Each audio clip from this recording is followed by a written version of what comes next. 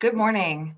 My name is Sarah Bone, and I'm the Vice President of Research and a Senior Fellow at the Public Policy Institute of California. Welcome, and thank you for joining us for today's program. PPIC has just released a report titled Income Inequality and Economic Opportunity in California. This report, including a short summary document, as well as the slides from today's presentation, are all available on our website at ppic.org. We would like to thank the James Irvine Foundation for their support of this research and for today's virtual event. For today's program, I will first walk you through some of the main findings from the report, and I will then invite our esteemed panelists to join me for a discussion about the future of economic opportunity in California. And finally, we will have time to answer your questions. If you have a question for our speakers, please send an email to the address you see on their screen at this point, ppiceventquestions@gmail.com. We would greatly appreciate it if you could include your name and organization along with your question. And with that, I will begin the presentation. So please bear with me as I share my screen. Here we go.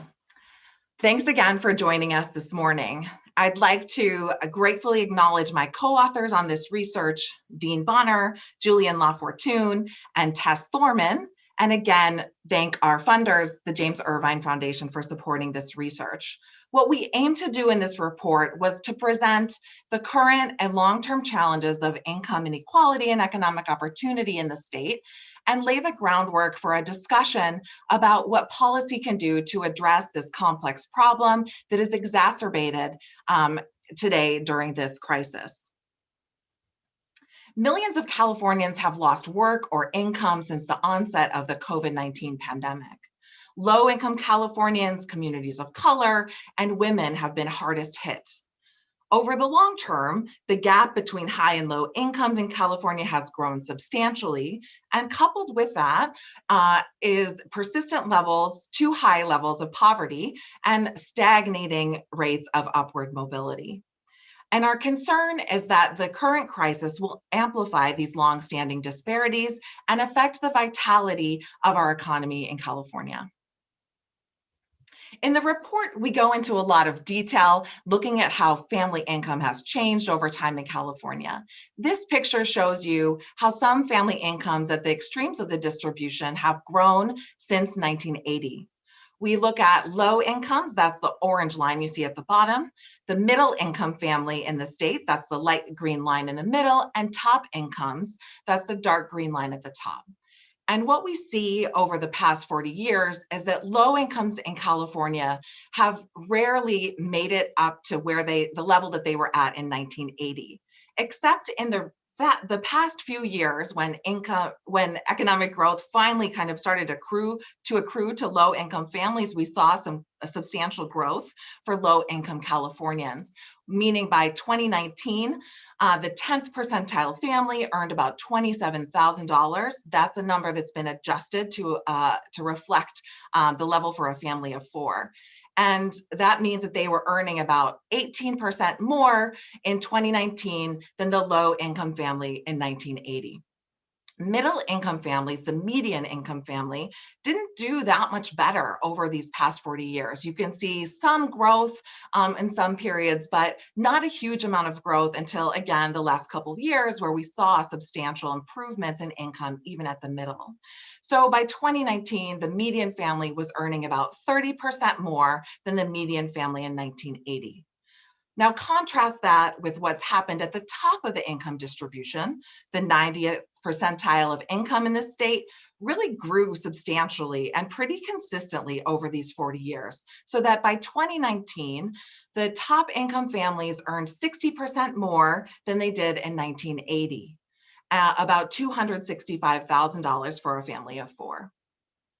And what this means today is that the gap between high and low incomes is about 10 to 1, a substantial change from where it was in 1980 when it was about 7 to 1. And this is driven by, major economic forces like automation, technological change, the return to skill and education in our labor market, as well as global forces like trade. but it's also affected by patterns of recession and recovery.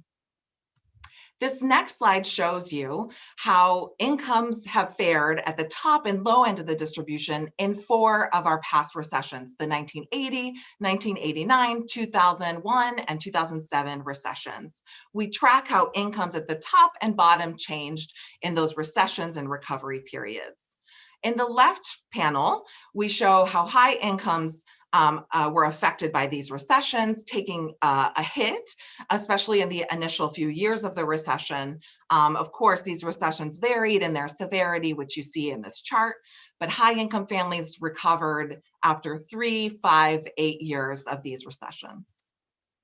The rightmost chart shows how low incomes fared, and you can see a much steeper and deeper decline in incomes at the low end of the spectrum for each of the recessions, with the exception of the dot-com bust of 2001. And for low-income families, it took them about a decade to recover from each of those other 3 recessions. Today's recession seems to be following the same trajectory, if not a potentially worse one. And that's because we see labor market effects that are concentrated among low-income families, and I'll show you a chart on that next. But also the effects are concentrated among African American and Latino workers, which is a repeating pattern resulting from long-term differences in economic opportunity and outcomes in the state. Also, workers with lower levels of educational attainment have seen larger drops in the labor market, and also women, which is a pattern slightly different from at least the last recession, the Great Recession. In this period, women have seen higher rates of unemployment and underemployment, which is not surprising when we consider, the closure of schools and childcare facilities, and also recognize the fact that on average, women in working parent households still tend to bear more of the responsibility for childcaring. What we look at in this chart is how unemployment rates this year have varied across the income distribution. And this is looking at families' income in the year prior to when we measure unemployment. So you can see that low-income families had much larger increases to higher levels of unemployment this year, especially during the worst of this recession between April and June, but remaining quite high in the last 3 months of data that we have, August through October. And this pattern is what concerns us about exacerbating that kind of pattern of recession and recovery that's worse for low-income families. In fact, these unemployment rate differences across income are a bit worse today than they were during the Great Recession. So in light of these present realities, and also with the kind of echo of previous recessions and recoveries that have yielded more inequitable outcomes, what can policy do to generate a potentially different outcome, a more broad-based or equitable recovery? This is a complex problem, which I mentioned earlier is driven by big picture economic forces, but some of which are out of control, out of the kind of realm of control, especially of state policymakers, but nonetheless have really critical consequences for California's economy, thinking about its kind of vitality, productivity, and equity. The policy choices we emphasize there's not going to be a single solution to this issue. There's also not going to be a costless policy solution to the long-term issue of economic opportunity in our state. However, and I should say that federal policy choices will also kind of play a major role in the shape of our recovery. But state policymakers have options in the near term. Controlling the COVID spread and containment of the virus and stabilizing the economy, families, businesses during that period is key to ensuring that we can bounce back when economic activity resumes. To be most effective, these efforts should be targeted to those most affected. Over the long term, getting jobs back is not sufficient for improving on the score of inequality and a broad-based economic opportunity. So we argue that policy priorities must address systemic disparities, especially thinking about race, communities, and regions.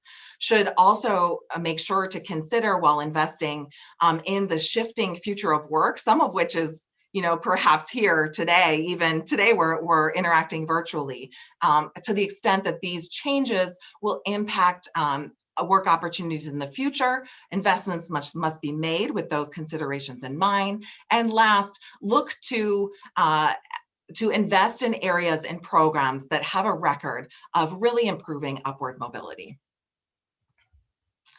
PPIC regularly surveys Californians, and we find that they often say that the state should do more to reduce inequality.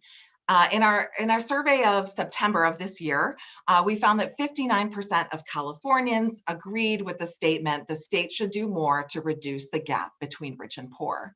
We find more support among African Americans, Asian Americans, and Latinos in California, as well as higher support for lower income households. But nonetheless, across these two dimensions, we see a majority support for the state doing more to reduce the gap between rich and poor. So what should that be? What do those policy options look like? In the report, we point to policy options in 6 key areas: safety net expansions, training and education, dependent care, employment policy, tax policy, and housing. I'm not going to go into detail here because I want to reserve our time for discussion with our esteemed panelists. But I will point to recommendations that we came to at the end of our report in short and long-term options that seem most promising for addressing our, the goal of having a broader-based economic recovery and opportunity in the long term. So in the short term, again, we emphasize the importance of targeting stabilization efforts to the most affected Californians, thinking about how to target families. We often rely on safety net programs and the unemployment insurance program in the short run. These will rely substantially on federal policy choices, but the state does have a role here to play in making sure these are implemented effectively and filling gaps where possible. Also, targeting efforts to support businesses is perhaps better held in the realm of state and local policymakers than federal policymakers.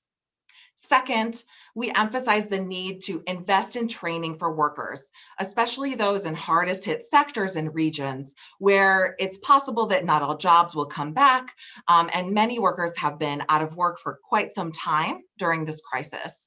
Thinking about how to orient that training towards future opportunities that provide not just an opening to get back to work, but also an opening for a career that will help more Californians advance economically is critical.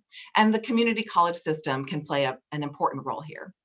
Third, in terms of short-term recommendations, in order to get as many Californians back to work as possible, we need to address availability and affordability of dependent care options, especially childcare for working parents.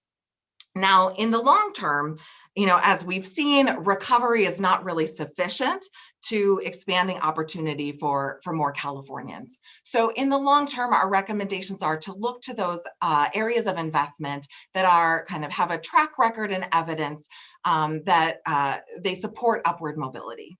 So again, we emphasize the importance of childcare. We're thinking here investing in quality early learning, where there is a strong evidence base for a big return on investment for both the state as well as for families and individuals in the payoffs that provides. Second, expanding access and capacity in the state's public higher education system is critical, given the link between educational attainment and opportunity in our economy.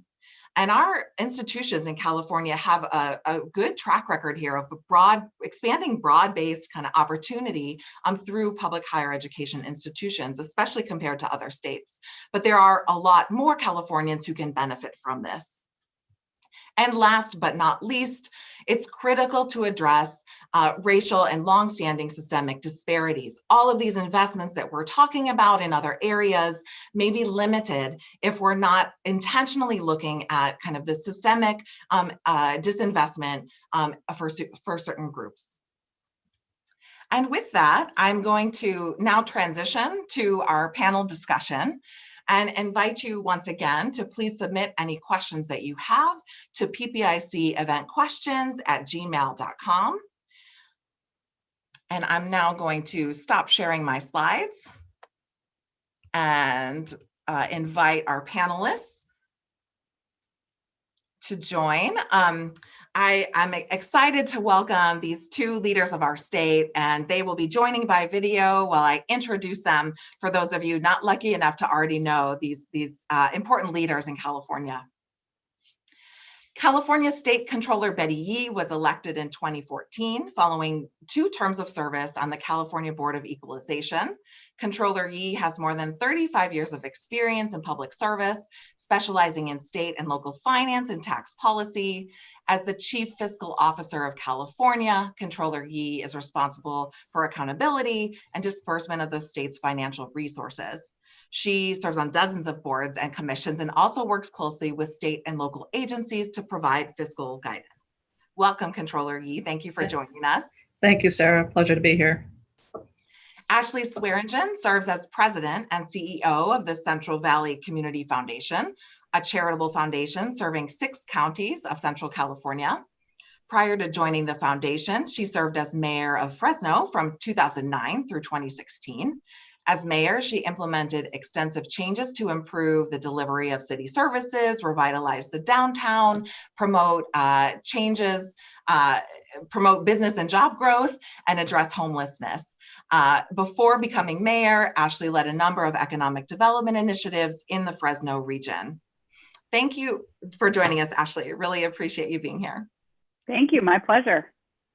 I'm really excited to talk to these 2 esteemed leaders with so much state and local expertise on this complex but important topic. So in our conversation today, I'd like to cover how you see California's economic challenges and what it will take to break the mold and really create broader economic opportunity in the state going forward. So let's just jump right in, and I'm going to direct the first question to both of you. Perhaps Controller Yee, you can take the first response. Sure. Thinking about this year, which has been one of unprecedented economic and other challenges, in your work, from what you see day to day, as well as based on your experience, what does today's economic challenge in California look like to you? I would say the challenge, if I were to describe it today, is really a convergence of a lot of different factors. And you've pretty much highlighted them in the report, Sarah, and that is, we've really been grappling with, what's been happening with respect to productivity over the past 40 plus years. And yet when we look at what's happened to incomes, relatively stagnant, particularly for those who are at the, lower percentiles. And I think this is really a time when we, all of us are in touch, whether it's a family member in our communities, just about the vulnerability of our economy, how so much of our economy has really been, the foundation of which have been people who worked in sectors that are not, paying adequately. Working poverty has been, something that's been a reality in California, and I think that's just been brought to the fore with this pandemic-induced recession. And I think the issue of equity really is hitting home, and I wish we could have a different term for that, so it's not so politically charged, because it is about in every space that we try to tackle this pandemic and the recession, whether it's healthcare, whether it's housing, whether it's looking at, hopefully broadening broadband access, the digital equity issues, and looking at equity of place, because we know there are regions of California that are much more disproportionately affected.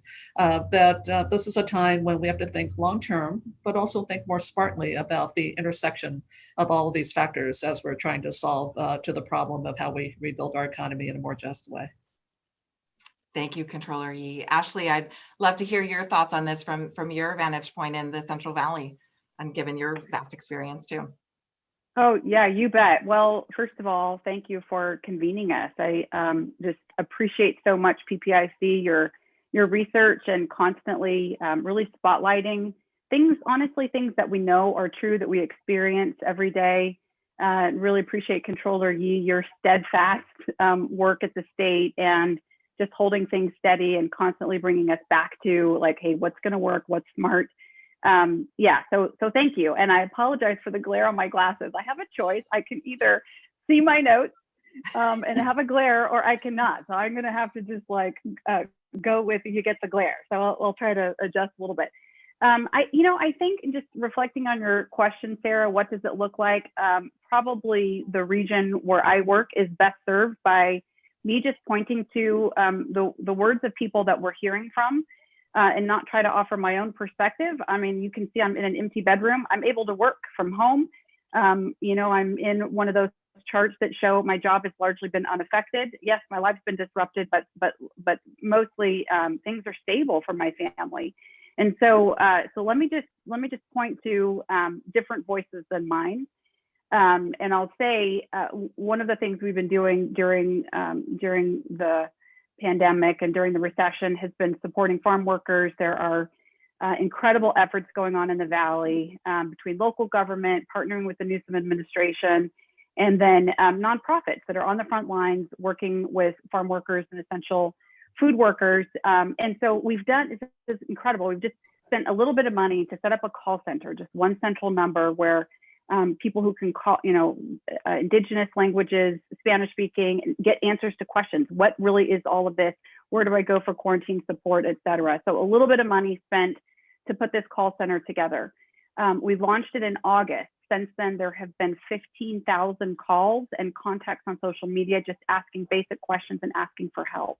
So I just pulled some of the notes from yesterday's calls, and I'll read it, just a couple of things to you, so we can really ground this conversation in what's going on in the Central Valley with our essential food workers. So one call came from a father who stopped working because his son tested positive. He's currently waiting on results. Work may not pay his time off, and he needs help with his light bill since it's past due. Another calls and said she's been in quarantine because she's been in quarantine and doesn't know if she'll be paid by her employer. She wants to know about any food or food to the home delivery services. She has diabetes. She's scared to go grocery shopping or call a neighbor to help. Another person called and said she currently tested positive and she's quarantined in her car since she doesn't want to expose everyone at home. Please call ASAP. Another one says she's the only one in her home that's positive. Her daughters and grandson are at home, but they're isolated on their own. The daughter doesn't drive and they need help with grocery or food delivery from home to home. Another call, husband got infected by someone at work and then she got it. This woman who called, she's currently quarantined, her husband was fired. A mom who had surgery, the only one working, her son called to say this.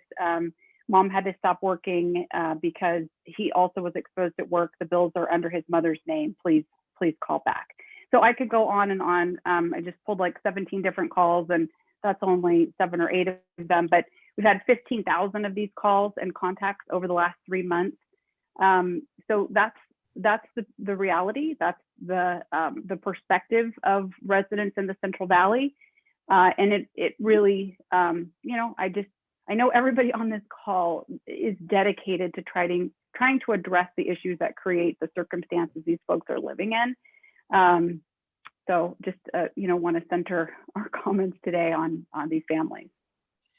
Thank you for that, Ashley. It's very kind of moving and troubling. I want a quick follow-up for you on that is just asking, if we've seen this pattern recurring, but something about what we're experiencing today feels to me like, more are aware of the economic divide.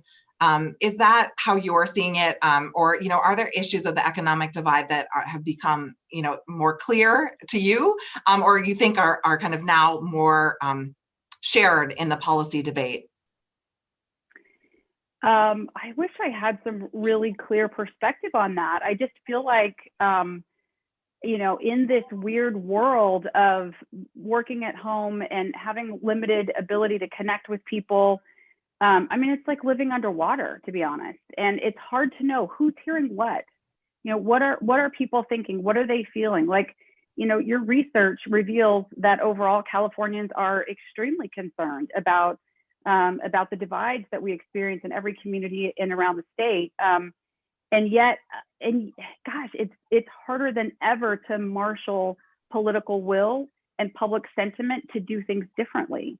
So, honestly, I would like to be able to say, I'm convinced that this data you're presenting, these stories that we're all hearing and seeing every day, this is the straw that's breaking the chronic poverty camel's back in California. I don't know if that's true. I certainly like to believe that it is. I don't want to live through something that is more severe. I mean, I'm hopeful that this is bad enough to cause everybody to really rethink, okay, what's happening? What are we doing at the local level? What's happening at the regional level? What are we doing at the state level? We don't need any more evidence to suggest that. We really do need to fundamentally be rethinking how we approach community and civil society. Thank you for that. Controller Yee, I'm wondering your perspective is, what you see in the debate, the policy debate, or kind of the ways in which the economic divide today is, becoming in clearer focus to more folks. Sure, no, and I'm really happy Ashley began her remarks with the stories, and these are the lived experiences of people on the ground in all of our communities, but particularly in the Central Valley, where traditionally policies have not reached, state policies have not reached the communities in the Central Valley.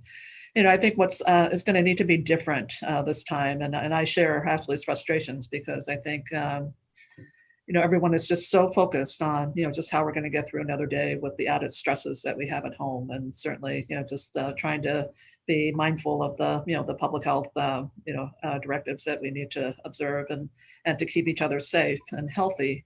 And what I would say is, for policymakers, I think I hope that this is a time for a little bit of a paradigm shift, that the voices that Ashley just brought forth hopefully are going to be at the decision-making table. I mean, I think it's a little easier locally, but even then it's hard to convene because people's lives are just so stretched. But this is what's going to inform, I think, the policies that will work going forward. And I hope that at the state level that we're not so, I guess I'll just use the word arrogant, as to think that we have the solutions to everything, but that these are the voices that we need to bring to the table. So I think this actually could bring about, I hope, a healthy change in terms of governance. How we actually have decisions made that are what I call ground truth in terms of what Californians are experiencing every day. That's great. Thank you for that. You've helped us transition to the policy responses, which was the next kind of topic I wanted to get to, especially, maybe first we'll talk a little bit about kind of near term and then link that to the long-term challenges. It sounds like, from what both of you have said, that there is some hope that we could break the mold. I think some of the statistics we presented were pretty dire about this repeated pattern. So can you say a little bit more, Controller Yee, about what you think will, maybe what this will look like if we are able to break the mold, bring more people to the table? What will that kind of recovery time look like? Sure. Well, first and foremost, I think it's really about trying to support livelihoods. I mean, first, we're keeping everybody healthy and safe. Lives matter, and just all of us doing our part in that regard with respect to the pandemic.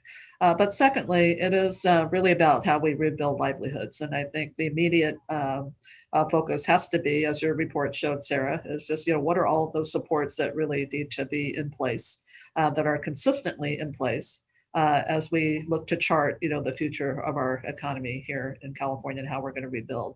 And I'll just also add, we have been saying a lot about the role of the federal government, and they are by no means off the hook. I think there are a lot of tools that they can certainly help with respect to many of the safety net type programs. So that's the more immediate, kind of concern and focus. But I think as we're thinking about how we are going to rebuild, I'd like to think that, as we're thinking about some of the communities that Ashley just talked about, that as we're rebuilding, we're also rebuilding to build resiliency in communities. That this is not just kind of a one-time, kind of a one-off extraordinary circumstance that we're addressing, but that it's about building resiliency in communities, which is why those community voices are so important. What are the institutions? What's the leadership? What's the, what are these opportunities going to look like going forward that actually help these communities? Because I think it's important not just to get by the crisis of the day, but how do we look at, investments that actually talk about possibilities about what the economy can look like in these communities throughout the state? Great, thank you.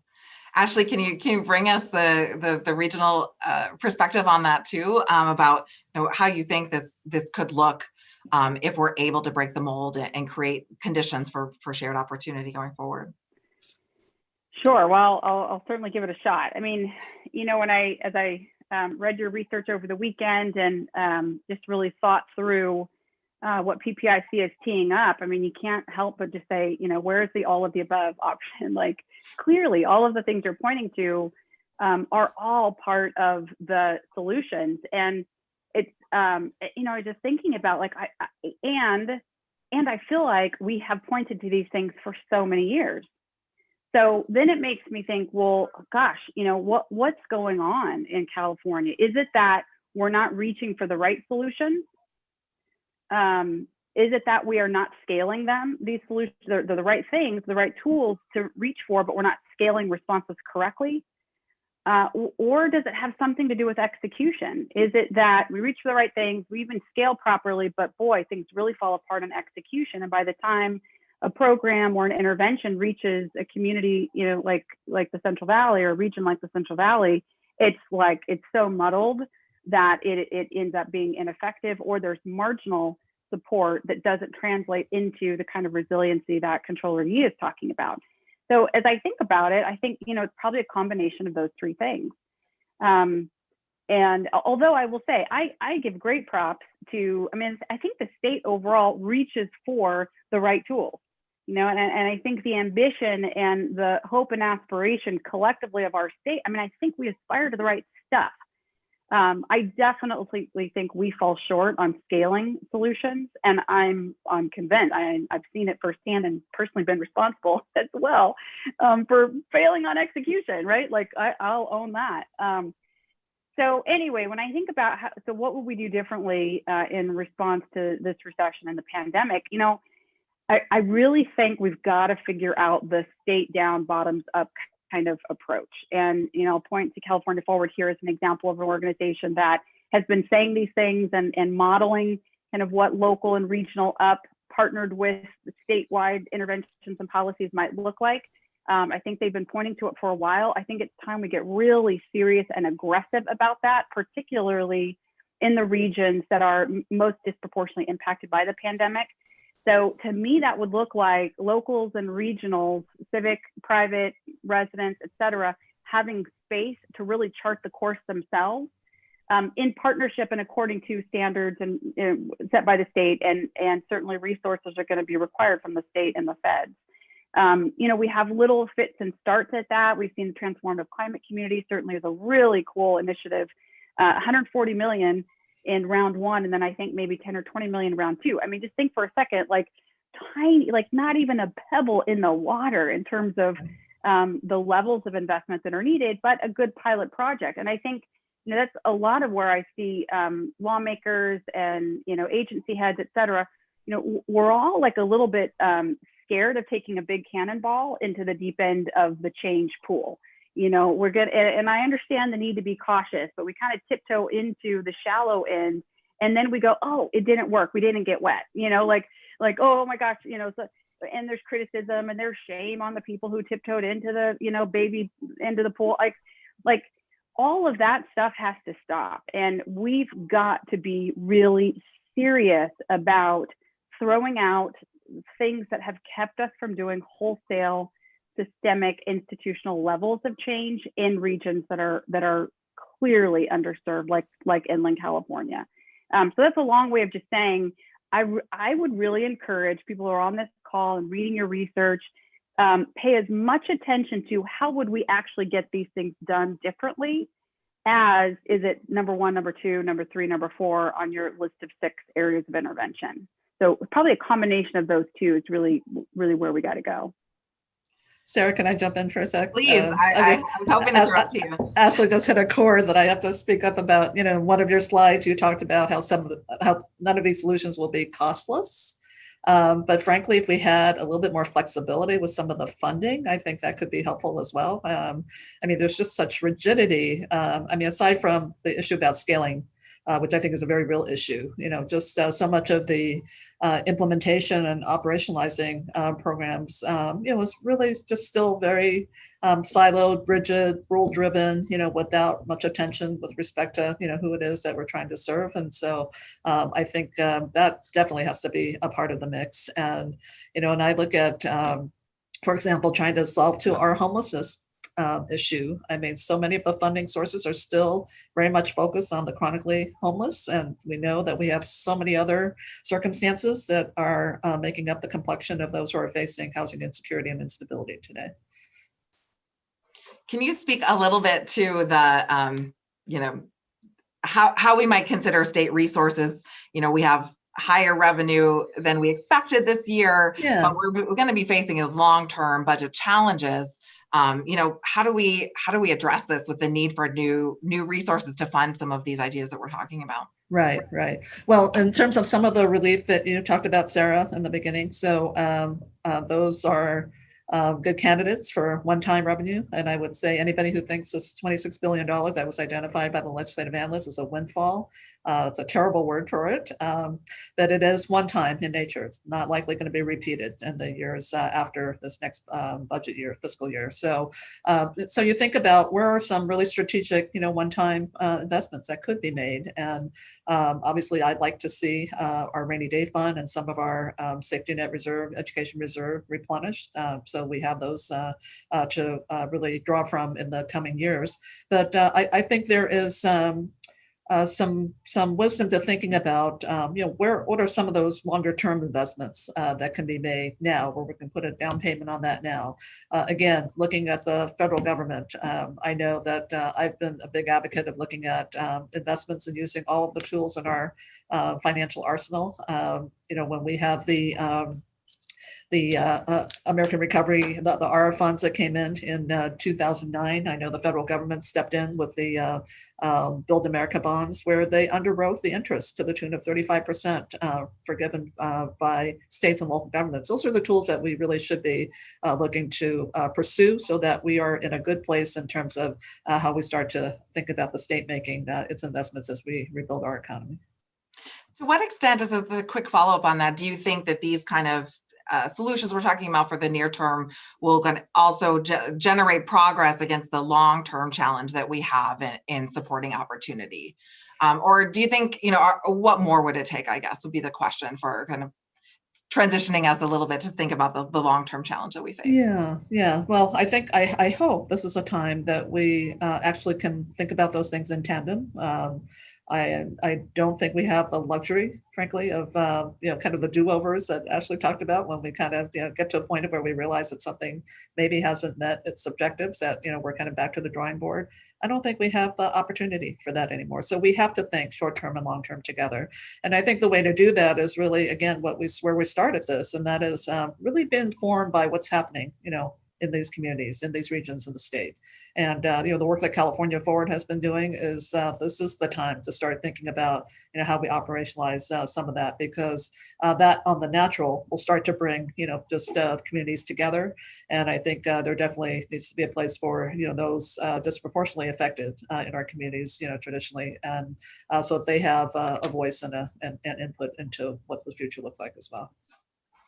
Thank you, Ashley. I'm curious about your response to thinking about, we talk about jobs coming back, and clearly regions like the Central Valley, where typically unemployment spikes a bit more, it's critical to get people back to work, but we want to get people back to work in opportunities that can lead to long-term growth.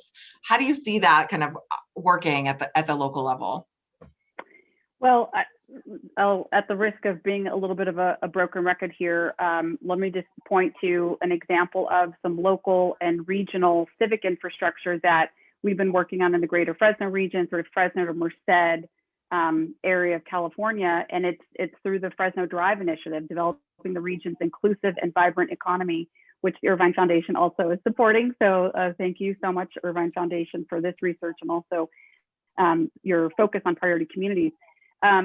So what that looks like is that, for regions that are underserved and that lack capacity, they will almost never have the ability to get shovel ready under current conditions. And what I mean by that, to use like kind of a governmenty phrase, A lot of times when dollars become available, state, federal, whatever, they go to the communities that are literally environmentally cleared, all the engineering's done, they've even got match dollars on the table, they're just looking for some incremental investment to make the project go. So if you take that concept and you spread it across a regional economy, and you think about like, how can this region attract investment? One of the big struggles is we never answer that question fully because we don't even have money to deliver core services, much less envision a different future, much less draw up the plans, much less get things environmentally cleared, figuratively speaking.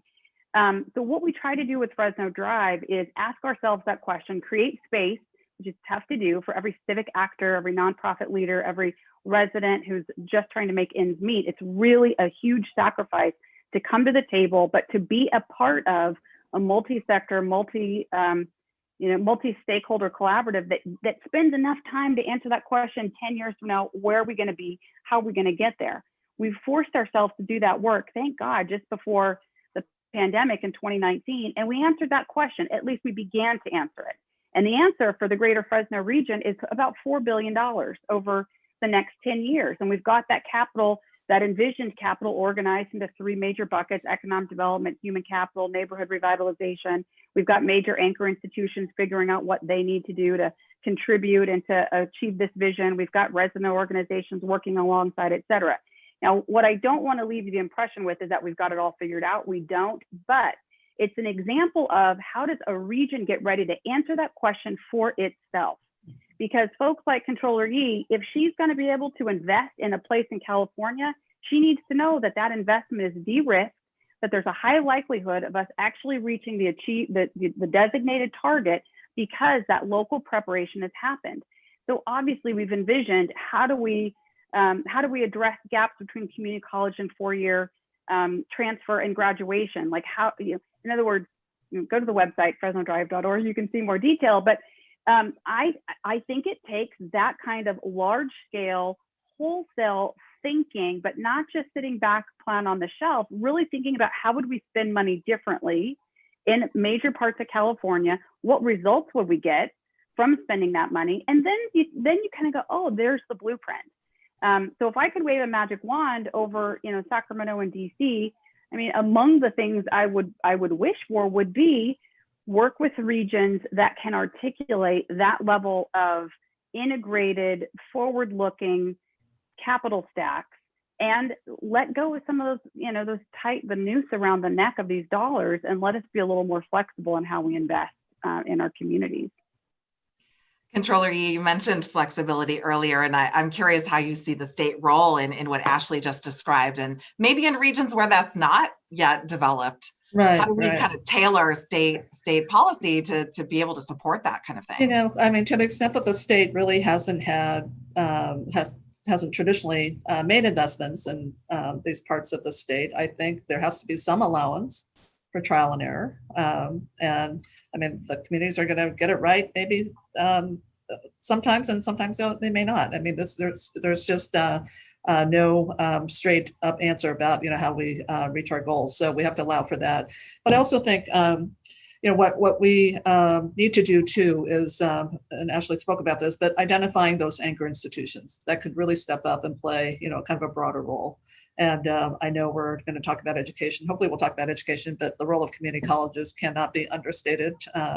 They're in all parts of the state, and I just think we really have not, just lifted them up enough to be a part of the solution, even though they've been thinking about all of this on their own. The other thing is, from a financial perspective, and this has been working with the legislature, but it is also, not necessarily reinventing to find the next new shiny object, but that there are institutions that are in place that could be whose work can be scaled up, where we can make some modest investments and be able to have those kinds of institutions really deliver for the communities. And I'm thinking particularly in community development financial institutions. I mean, CDFIs, we have over 80 of them in California. Some of them did step up during this pandemic when the Paycheck Protection Program didn't work for small businesses. But we have a lot of small businesses that likely are going to have a tough time rebuilding. And yet, if we're able to just invest, and that's a great use of one-time money, is to be able to put more capital into that infrastructure.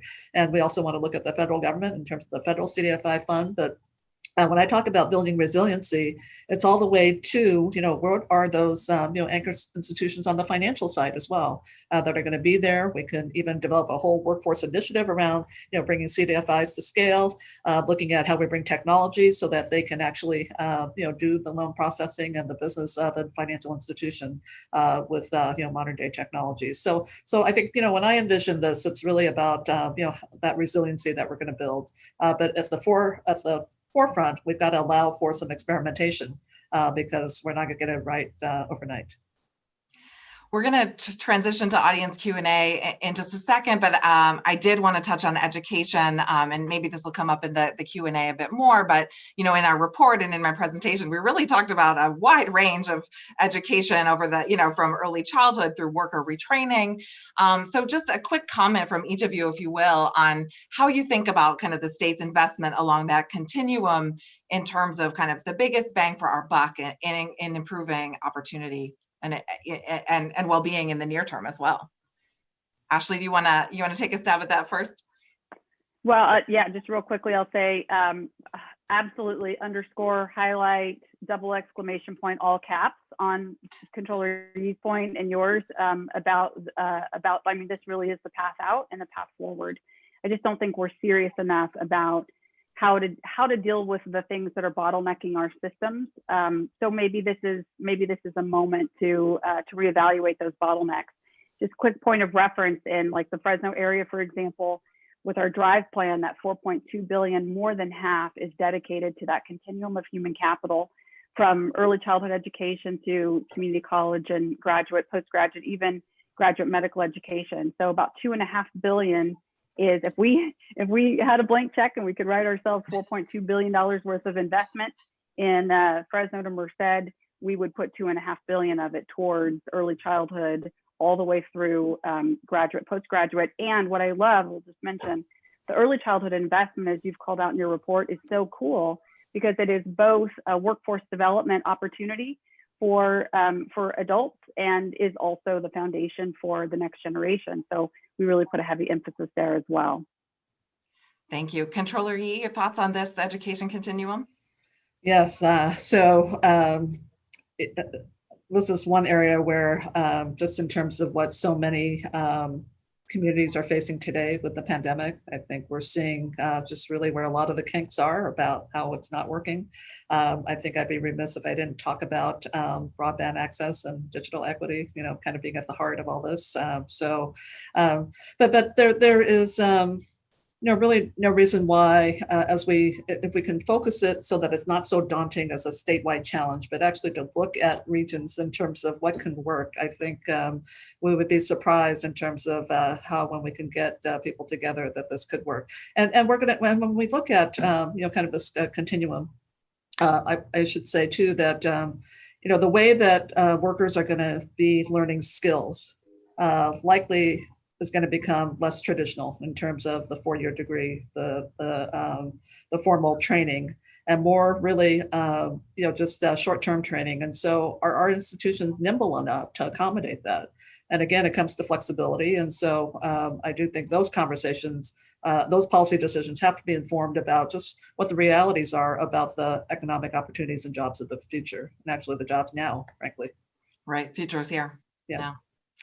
Well, we're getting some excellent questions from the audience, so we're going to start in on that, and I'd invite either of you to kind of jump in. If you both like to answer, that's fine, or you can opt out as well. The first question that we have asks, what important policy opportunities are most unique at this moment, and maybe able to maybe easier able to garner support compared to other times that we've been through it, maybe in parallel recessions or recovery periods. I'm going to defer to the one who holds office and sits in Sacramento. I don't have great insight on that. I'll respond from a kind of a more personal perspective. I think the opportunity is really about these times in which we find ourselves. We are at the convergence of a public health crisis, of a recession, of this growing outcry for racial justice and equity, And then I think, unfortunately, over the past years, California, no region being spared with respect to the effects of climate change. And so you put all of those together, and I think what it really does for me is to challenge me to think about, and I hope it challenges my colleagues as well, about how do we address all this in a way that's not siloed, but understanding that all of these issues are interrelated. That if we're really solving to the issues of equity, whether it be equity of place, health disparities, housing, all of that, that there are ways that we can be smarter about how we work. And so I do think that is one of the opportunities. The other opportunity is that no one's been spared by this pandemic. I think all of us are feeling some impact of it, whether it's in definitely in our communities, but maybe even more closer to home. And so, the idea that we're all kind of sharing this time of vulnerability, I think is also helpful. And then the other thing I would say about this is, when we have resources, financial resources to work with, fiscal resources to work with, I do hope that one of the game changers is really understanding the intersection of all these different policy issues. And also to your point in the report, Sarah, that we are future oriented about how we solve to them. And so I actually have great hope that we can get there, but it's going to be incumbent upon, many of us, and I'm going to recruit Ashley for this, because, how do we change the conversation? To really focus on, just what can really be effective and deliver results for Californians who are, really at the forefront of experiencing the impacts of all of these things that we're finding ourselves at the intersection of. Thank you. Can I just add to that and just, again, really amplify? I think that's right on. And, my sense is that folks across the state, people are hungry for solutions and for things to work. I do think that the pandemic maybe has caused a crack in ideology or partisan divides or whatever you want to call it. And I'm speaking of just like average folks, not necessarily political or governmental leaders. But I do think there's a desperation that people are willing to walk away from entrenched ideological thinking to just, if they just simply are given the evidence that XYZ can work, here's the evidence, here's why we're moving forward with it. So my hope, I guess, this is like maybe a little, premature New Year's resolution or something for 2021, but my hope is that in Sacramento, folks who are dedicated to the cause of our state, who represent single interests, which are so important and so meaningful and powerful, and yet there is no such thing as one interest that can really accomplish all of the things that we're talking about here. And so mindset is almost as important as anything else.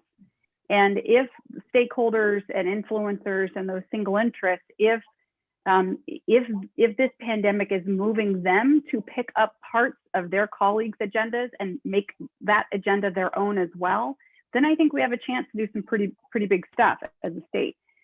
But if there's, we snap back to what has become the norm in Sacramento, I don't necessarily think we'll see a lot of change. But I maintain hope, and certainly because of people like Comptroller Yee. And then I maintain hope with what's happening at the local and regional level, because we really do see that we're more likely to see that kind of work at the regional level. Thank you. Our second question brings us back a little bit to education, as well as maybe to kind of how we can target at the local level. And our audience member asks, do you agree that one of the highest priorities for investment is in career technical education from high school through community college level? And if so, how do we get the programs in neighborhoods of highest need so that, people that haven't had access to those resources can access them for the future? Do you have a living example, Ashley? Well, I was going to say, I probably, we'll bring up the local end of things on this conversation. So I'll jump in on that. Well, gosh, maybe just to make that point more clear, it has to start at the local level. And so maybe what that looks like for statewide policymakers is insisting, and we've certainly seen parts of this happening over the last 4 or 5 years in vocational ed, work, career tech ed, community college programs. Like there has been this expectation of like, you guys have to all get together, come up with a plan, and we'll fund the plan. But oftentimes the regions that are prescribed by the state are so vast that there's no way that those institutions can actually think to and through the neighborhood level. It's absolutely ridiculous to assume that they will. So it's okay. I mean, it's one thing for the state to say, we want you to plan on a great big region, fine, just don't act like that's going to change the neighborhood. So in Fresno, for example, what we've done is we've said, look, we've got 32 neighborhoods of concentrated poverty. We have a goal over the next 10 years to dedicate resources to half of those. Obviously, career tech ed is a central component, but it really starts with just building the capacity and the space for residents in those neighborhoods to define their vision, to define the resources they're looking for, to articulate what they need from the institutions instead of the other way around. So I think just creating opportunities for local, like requiring that kind of conversation happen before you jump in with, whatever career tech ed program is going to be funded. Like making community colleges connect with neighborhoods, I think it is a good start. Fantastic. Our next question kind of zooms out a bit and asks about tax policy. So curious to hear your thoughts on the role of political leadership in advancing tax policies, perhaps to raise additional revenue to address the challenges of income inequality and wealth inequality. That's a big one there. Controller Yee, I'm wondering if you. No. Happy to do that. No, I'm happy to respond to it. If there's anything that we're working with that is probably the most dysfunctional, it is our tax system in California. Highly progressive, highly dependent on the income tax, which definitely now reflects the reality that much of our income tax revenues, personal income tax revenue, is being derived from investment-related income rather than wages from work. And so as we're trying to think about the role of the tax system, as we're looking to rebuild our economy and to look at what function it can serve, I think a lot about is there a role for the tax system when it comes to human capital development? I mean, I think we've really utilized and relied on the system in terms of research and development incentives and really investments in technology. And I hope that we can make that shift to where it becomes a tool for how we need to look at our human capital development here in California, and particularly as we're really trying to rebuild this economy, new sectors being created, and hopefully being able to use the tax system as providing some incentives. Now, having said that, we still need to budget with our tax resources, and so it does become much more challenging, with the volatility that we see in our tax system. We do need comprehensive tax reform, but I think a lot of that also has to do with what we're going to see from the federal government in terms of federal income tax rules as well. So conformity is a big issue to be sure that we get high levels of compliance. But I'd like to reserve at least the conversation for comprehensive tax reform here in California, really tied to how we are going to look to rebuild the economy and looking at directing some of it to human capital development. I think we have time for one more audience question that I want to squeeze in here before I have a final question to take us out for the day. So the question is, how do we make change in light of the public polarization and political paralysis today? There's a tough one as well.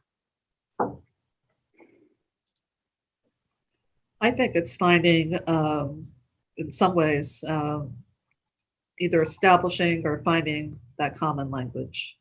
I really do believe that just what so many are experiencing today has a lot of commonality. And it may be that it's different by virtue of where we live in the state, maybe generational differences. But I think when we are able to help vision what's possible in the future, which is why initiatives like Fresno Drive is so important, because it helps us do that. I think that helps us make progress. When we're just debating, kind of status quo and who's going to get what today or tomorrow, it's not a very constructive, debate to have. But when it is about looking at how we have an economy that hopefully can embrace shared prosperity, and what that means for communities that have not been able to enjoy much of that in the past, or even for those for whom that's a threat right now with the changing economy. I think we have a shot at just reframing, just what we're trying to get accomplished. Thank you. So we're about at, sorry, Ashley. I'll Would you just like to add comment on that? a quick sentiment on top of that. I think that's exactly right.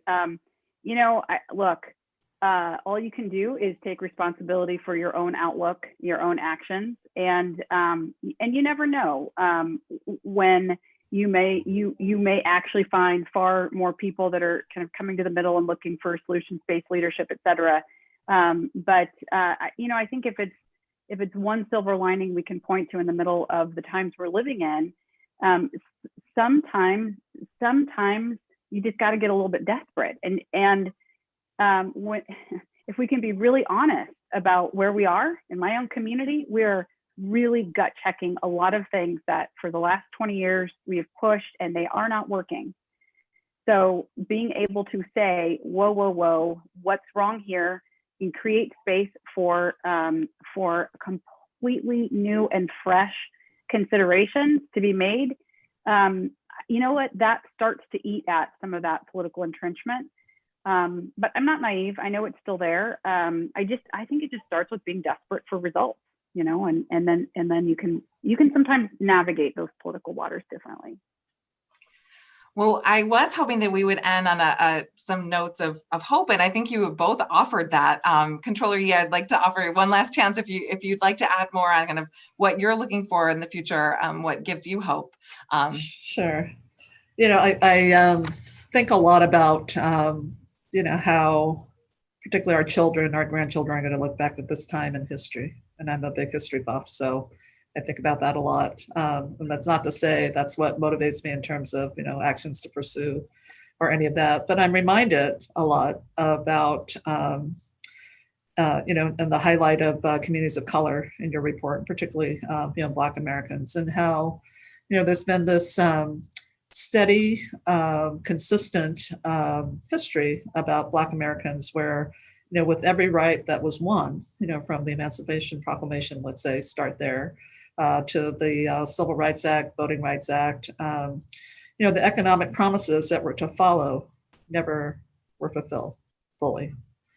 And I think that has the potential of now affecting more people, more Californians, more Americans.